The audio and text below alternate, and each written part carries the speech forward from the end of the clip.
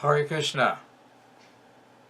Today we will continue with our reading from the Srimad Bhagavatam, first canto, first chapter, text 2. The translations, the synonyms, and the purports were written by His Divine Grace, A.C. Bhaktivedanta Swami Prabhupada, and it was published by the Bhaktivedanta Book Trust. We'll start with the Sanskrit verse. Dharma projita kaita votra paramo nirmatsaranam satam Vedyam vastata atra vastu shivadam tapatrayon mulanam Srimad Bhagavate Mahamuni Krite Kingva Parar Ishwara Sadyo Hridyavarudyate Dra Kritivi Shashushivis Takshanat.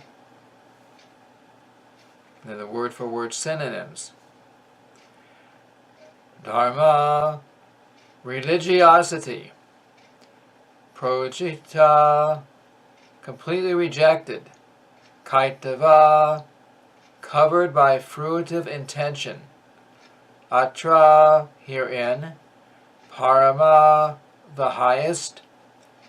Nirmatsaranam, of the 100% pure in heart. Satam, devotees. Vedyam, understandable. Vastavam, factual. Atra, herein. Vastu, substance. Shivadam, well-being. Tapatraya, threefold miseries. Unmulanam, causing uprooting of. Srimat, beautiful. Bhagavate, the Bhagavat Purana. Mahamuni, the great sage Vyasadeva. Krite, having compiled. Kim, what is. Va, the need. Parai, others. Ishwara, the Supreme Lord. Sadhya, at once. Hridi, within the heart. Avarudyate, becomes compact. Atra, herein. Kritivi, by the pious men. Shushushibi, by culture. Takshanat, without delay. Translation.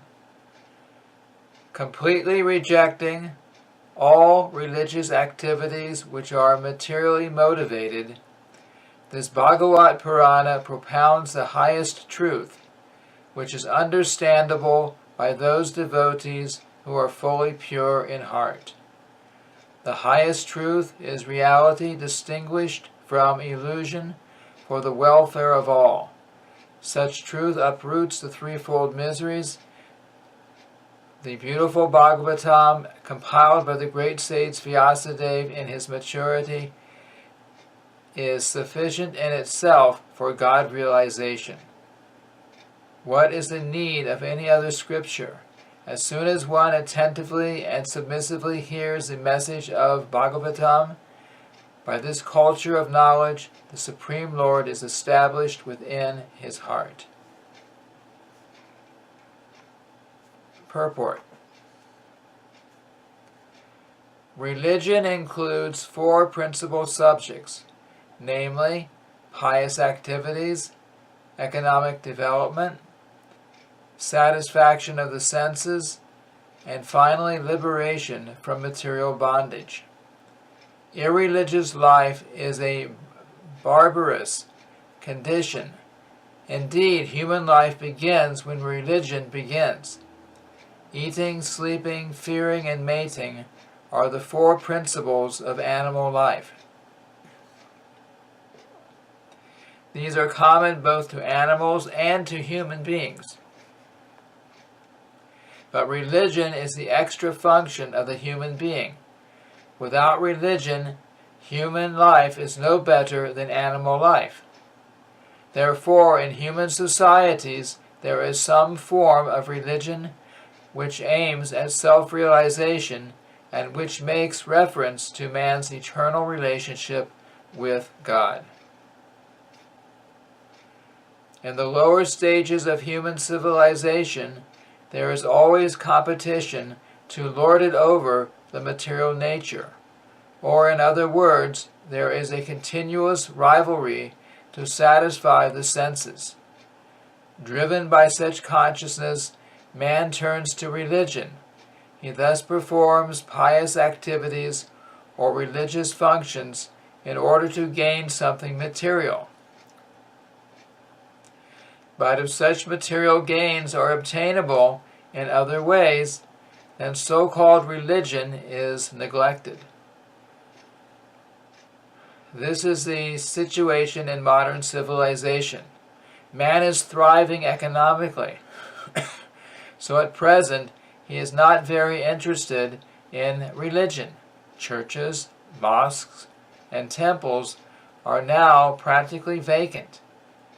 Men are more interested in factories, shops, and cinemas than in religious places which were erected by their forefathers. This practically proves that religion is performed for some economic gains. Economic gains are needed for sense gratification. Often when one is baffled in the pursuit of sense gratification, he takes to salvation and tries to become one with the Supreme Lord. Consequently, all these states are simply different types of sense gratification. In the Vedas, the above-mentioned 4 activities are prescribed in the regulative way so that there will not be any undue competition for sense gratification. But Srimad Bhagavatam is transcendental to all these sense gratificatory activities. It is purely transcendental literature which can be understood only by the pure devotees of the Lord who are transcendental to competitive sense gratification.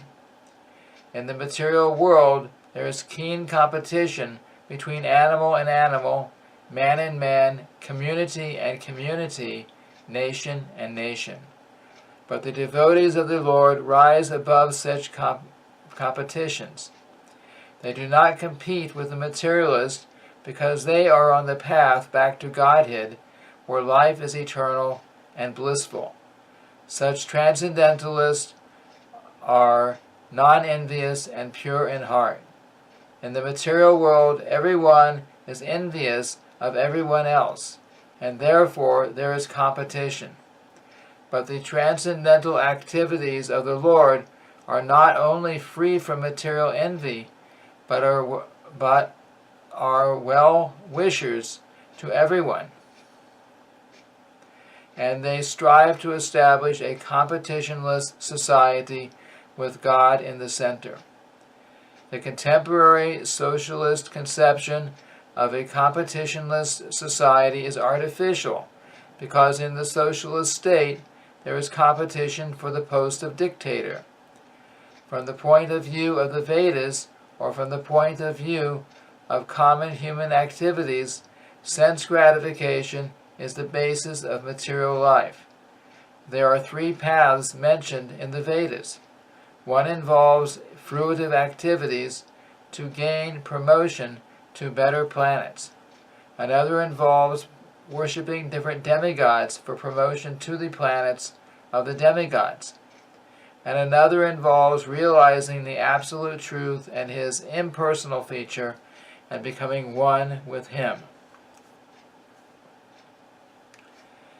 The impersonal aspect of the absolute truth is not the highest. Above the impersonal feature is the Paramatma feature, and above this is the personal feature of the absolute truth, or Bhagavan. Srimad Bhagavatam gives information about the absolute truth in his personal feature. It is it is higher than impersonal literatures and higher than Jnana-Kanda division of the Vedas. It is even higher than the Karma-Kanda division, and even higher than the Upasana-Kanda division, because it recommends the worship of the Supreme Personality of Godhead, Lord Sri Krishna. In the Karma-Kanda, there is competition to reach heavenly planets for better sense gratification. And there is a little competition, and there is a similar competition in the Jnana-Kanda and the Upasana-Kanda. The Srimad Bhagavatam is superior to all of these because it aims at the supreme truth, which is the substance or the root of all categories. From Srimad Bhagavatam, one can come to know the substance as well as the categories. The substance is the absolute truth, the Supreme Lord, and all emanations are relative forms of energy. Nothing is apart from the substance, but at the same time the energies are different from the substance. The conception is not contradictory. Srimad Bhagavatam explicitly promulgates this simultaneously one and different philosophy of the Vedanta Sutra, which begins with the Janmadhyasha Sutra. This knowledge that the energy of the Lord is simultaneously one with and different from the Lord is an answer to the mental speculator's attempt to establish the energy as the absolute. When this knowledge is factually understood, one sees the competitions of monism and dualism to be imperfect. The development of this transcendental consciousness, grounded in the conception of simultaneously one and different, leads one immediately to the stage of freedom from the threefold miseries. The threefold miseries are: 1. Those miseries which arise from the mind and body. 2. Those miseries inflicted by other living beings. And 3. Those miseries arising from natural catastrophes over which one has no control. Srimad Bhagavatam begins with the surrender of the devotee unto the Absolute Person. The devotee is fully aware that he is one with the Absolute, and at the same time in the eternal position of servant to the Absolute. In the material conception, one falsely thinks himself the Lord of all he surveys, and therefore he is always troubled by the threefold miseries of life. But as soon as one comes to know his real position as transcendental servant, he at once becomes free from all miseries. As long as the living entity is trying to master material nature, there is no possibility of his becoming servant of the Supreme. Service to the Lord is rendered in pure consciousness of one's spiritual identity. By service, one is immediately freed from material encumbrances. Over and above this, Srimad Bhagavatam is a personal commentation on the Vedanta Sutra by Sri Vyasadeva. It was written in the maturity of his spiritual life through the mercy of Narada Muni. Sri Vyasadeva is the authorized incarnation of Narayan, the personality of Godhead. Therefore, there is no question as to his authority. He is the author of all other Vedic literatures, yet he recommends the study of Srimad Bhagavatam above all others. In other Puranas, there are different methods set forth by which one can worship the demigods. But in the Bhagavatam, only the Supreme Lord is mentioned. The The Supreme Lord is the total body, and the demigods are different parts of that body. Consequently, by worshiping the Supreme Lord, one does not need to worship the demigods. The Supreme Lord becomes fixed in the heart of the devotee immediately. Lord Chaitanya Mahaprabhu has recommended the Srimad Bhagavatam as the spotless Purana and distinguishes it from all other Puranas. The proper method for receiving this transcendental message is to hear it submissively. A challenging attitude cannot help one realize this transcendental message. One particular word is used herein for proper guidance. The word is shushushu. One must be anxious to hear this transcendental message. The desire to sincerely hear is the first qualification. Less fortunate persons are not at all interested in hearing this Srimad Bhagavatam. The process is simple, but the application is difficult. Unfortunate people find enough time to hear idle social and political conversations, but when invited to attend a meeting of devotees to hear Srimad Bhagavatam, they suddenly become reluctant.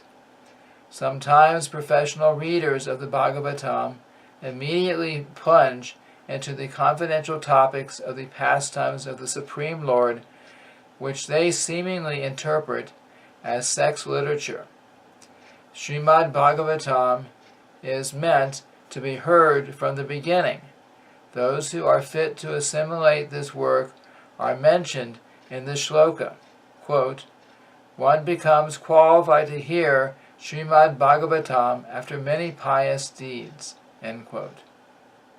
The intelligent person with thoughtful discretion can be assured by the great sage Vyasadeva that he can realize the Supreme Personality directly by hearing Srimad Bhagavatam. Without undergoing the different stages of realization set forth in the Vedas, one can be lifted immediately to the position of Paramahamsa simply by agreeing to receive this message. So this ends the reading of the Srimad Bhagavatam, first canto, first chapter, text 2. Thank you very much. Hare Krishna.